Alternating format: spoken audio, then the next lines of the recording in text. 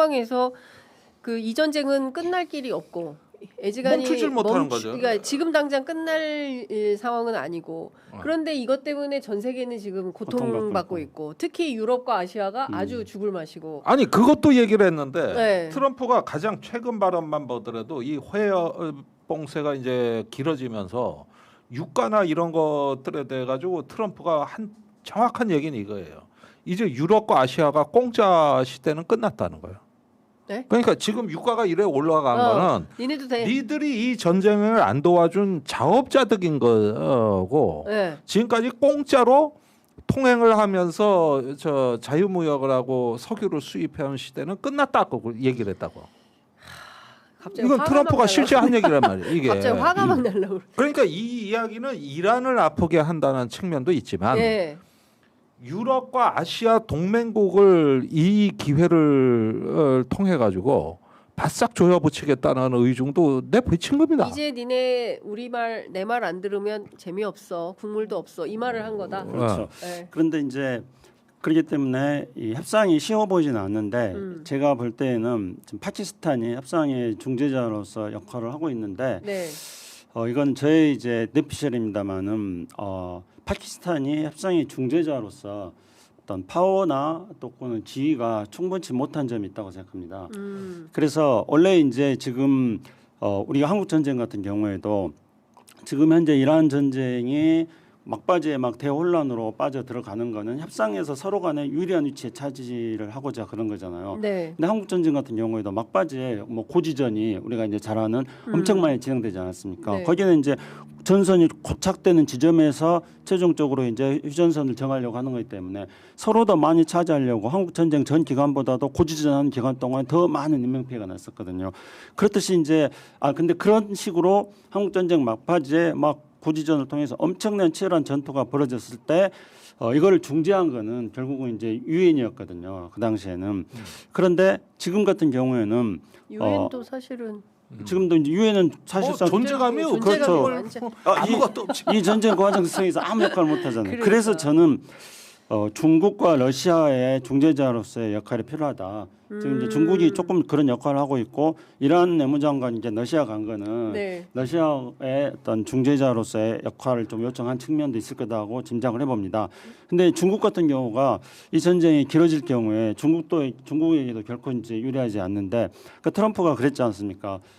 이란에서부터 오는 석유라든가 천연가스가 호르무즈 막으면은 중국도 피해를 보니까 그러니까 중국은 미국 석유 사라 지금 이러는 거거든요. 네네. 근데 실제로 이제 베네수엘라의 세계 최대 매장국이라고 우리가 알려졌던 그 베네수엘라에서 중국으로 가는 네. 원유 수출이 지금 차단돼 있는 거고 그다음에 이란에서 지금 가는 것도 이제 호르무즈 봉쇄로 인해서 그러니까 호르무즈를 원래는 이제 이란이 호르무즈 봉쇄 카드를 썼는데 미국이 역봉쇄를 하면서 네. 그러면서 이제 호르무즈 통항에 대한 일정한 권한을 또 미국이 가지니까 중국 상선들이 중국 유조선들이 호르무즈를 통과하는 것에 대해서는 이란은 허용을 해줬었잖아요. 네. 근데 미국은 이제 그것들 허용을 안 하니까 중국은 또 안 되고. 그렇죠. 예. 그렇기 때문에 이제 중국이라든가 러시아 같은 경우가 자신 내부의 필요성이라든가 또는 이 기회에 또 국제 질서에 대해서 중요한 행위자로서 부각되는 그러면서 이제 자신의 역할을 높이고자 하는 내적인 필요성 때문에 중국과 러시아가 뭔가 협상의 중재자로서 본격적으로 무대에 등장해야 되지 않을까. 그 정도 상황이 되지 않는다면은 현재 구조 속에서는 네. 굉장히 쉽게 전망하기 어려운 그런 상황입니다. 근데 지금 종합을 해보면 그 트럼프는 나름대로 자식들 돈 벌어 좋고 자기 국제적으로 내 말 안 들으면 니네들 다 죽어 이렇게 해서 위상이 높아지는 것에 대해서 기뻐하고 그 이란 입장에서도 뭐 전쟁 배상금이라도 뭐가 됐든 받아야 되고 또 호르무즈 핵보다는 호르무즈네 이게 확인이 된 상황인 거고 난리가 났는데 중간에서 우리는 죽겠는데 지금 댓글창에도 기름값 어떻게 되는 거냐 그러면 이제 앞으로 기름값은 계속 고유가 시대를 우리가 살 수밖에 없는 거 아니냐 이 문제가 해결이 안 되면 이런 걱정들을 하고 계시는 거예요. 생존의 문제. 그러니까 네. 저기 그 지금 정부가 대놓고 얘기는 못해도 조용하게 비상 대책을 설계해야 된다. 이게 원자재 공급망이 이렇게 흔들릴 수 있다는 거는 70년대 석유 파동 이후로 처음 있는 일이에요. 네. 근데 이 그동안 기후 위기다, 에너지 공급망이다 그렇게 얘기할 때도 우리가 중동에 대한 석유 의존도를 줄이질 않았던 겁니다. 그렇죠. 그리고 대체 재생에너지도 그다지 뭐 성과를 못 냈고, 반면에 중국이 잘 버티는 거는 에너지 다변화하고 재생에너지 잘해서 잘 네. 버티는 거고. 중국이 태양광 그래서 뭐 이런 중국이 지금 더 뜨는 거예요. 거. 그러니까 장기 단기 대책을 나눠서 봤을 때는 우선은 수급 대책에 대한 어떤 비상 계획은 지금부터 준비를 해야 됩니다. 네. 그다음에 장기 계획은 구조적 전환까지도 구조적 전환. 네. 이제 이런 것까지도 해서 에너지 어떤 그 포트폴리오 자체를 바꾸는 여기까지 가져야 되는 거예요. 이거를 지금 늦추면 늦출수록 우리는 위기에 취약한 국가가 되는 거다. 거거든요. 예. 그리고 기름값이나 이제 원자재 부분을 좀 보기로 하면은 지금 호르무즈에서는 양측의 교착 상태를 에 대한 어느 나라도 출구 전략이 없어요. 저 뭐 미국이 출구 전략 내놓은 것도 없고 중국, 네. 러시아도 네.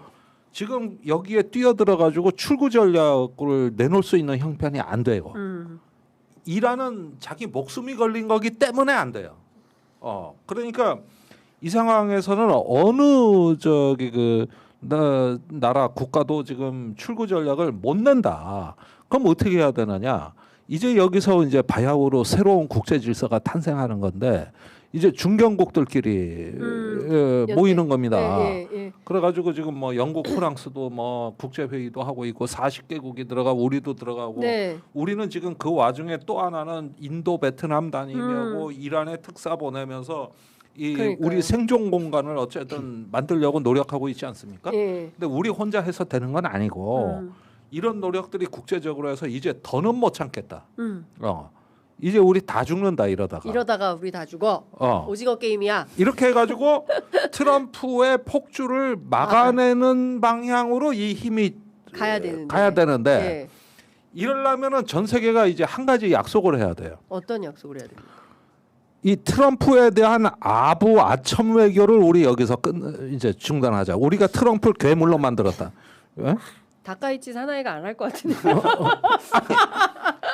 이게 뭐냐 하면은 1939년에 영국의 챔벌린 수상이 저기 히틀러를 찾아가 가지고 네.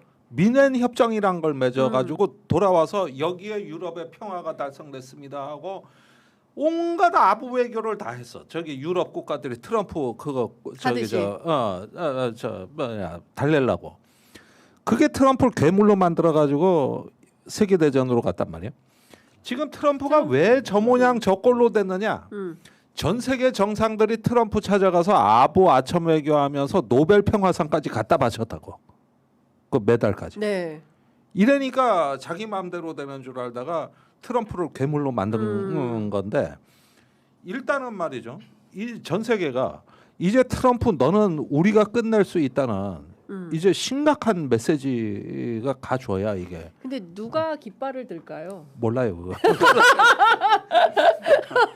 누가 깃발을 들어야 따라갈 텐데 영국일까요? 프랑스일까요? 독일일까요? 누가 들까요? 그런데 지금 이제 트럼프가 생각할 때는 이 작년에 국가안보 보고서에서도 이 유럽은 이미 사멸하는 문명이다. 그렇게 이제 국가안보 보고서도 규정을 하고 있기 때문에 유럽의 몇몇 국가들이 트럼프에 대해서 어떤 저항을 한달까 깃발 드는 것에 대해서는 제가 볼 때는 눈 하나 까딱하지 않을 것 같아요. 트럼프는. 네. 근데 우리나라 같은 데가 오히려 굉장히 중요한 역할을 할 수가 있는 거죠. 우리나라가요? 네.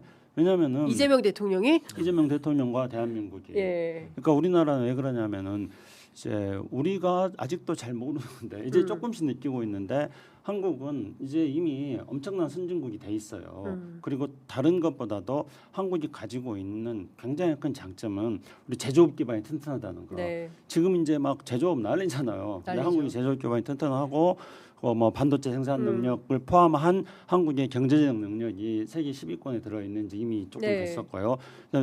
더 거기 플러스 이제 중요한 거는 이런 게 하드웨어적인 걸 한다면 소프트웨어 차원에서 한국이 문화 강국이잖아요. 그렇죠. 그러니까 전 세계인들이 한국에 대해서 부러워하고 한국을 가고 싶어하고 맞아요. 다 이렇게 하거든요. 네. 그러면 이제 옛날에 미국에서 이야기한 조셉 나이라는 유명한 미국의 전략가가 소프트 파워 이야기를 했는데 네. 한국은 하드 파워도 가지고 있고 한국은 소프트 파워도 가지고 있는 그렇죠. 나라인 거죠. 예. 그리고 이제 우리는 남북이 분단된 상황에서 이 분단된 한반도를 어떻게 평화적으로 잘 관리할 것인가에 대한 노하우도 우리는 또 많이 가지고 있고요. 그리고 우리는 또 뭐 다른 나라를 이렇게 막 물리적으로 군사적으로 침략한다거나 압박한다거나 그러지 않았기 때문에 우리는 어떤 하드 파워와 소프트 파워를 바탕으로 한 문화를 선도하는 네. 그런 나라로 우리는 이제 앞으로 저는 발전해 나가야 된다고 생각합니다. 그래서 김중대 의원이 이야기한 것처럼 유럽의 어느 나라들이 살 수 없는 일들 그것들을 저는 우리나라가 할 수 있다고 생각하고 이미 아주 그 맹화적인 것입니다마는 이제 이란의 특사를 파견한달까 또는 호르무즈 정상회담에 참여한달까 이런 것들 통해서 과거와는 다르게 우리가 조금씩 네. 국제적인 역할을 하고 있거든요. 과거에는 우리 의견은 어떤 거였냐면 한반도는 분단되어 있습니다. 우리 분단을 극복하기 위해서 전 세계 여러분 관심 가지십시오. 도와주십시오. 이게 맨날. 한국의 얘기였어요. 예. 근데 이제는 완전히 지금 한국의 얘기가 달라지고 있기 때문에 네. 그리고 지금 이재명 대통령에 대한 지지율도 굉장히 높고 그래서 네. 이런 것들을 바탕으로 해서 이 실타래처럼 막 꼬여 있는 것들을 한국이 전면적으로 해법을 제시하자는 건 아닙니다. 네. 한국의 역할을 높여 나갈 수 있는 그런 어떤 공간이 만들어지고 있다 이렇게 생각합니다. 네.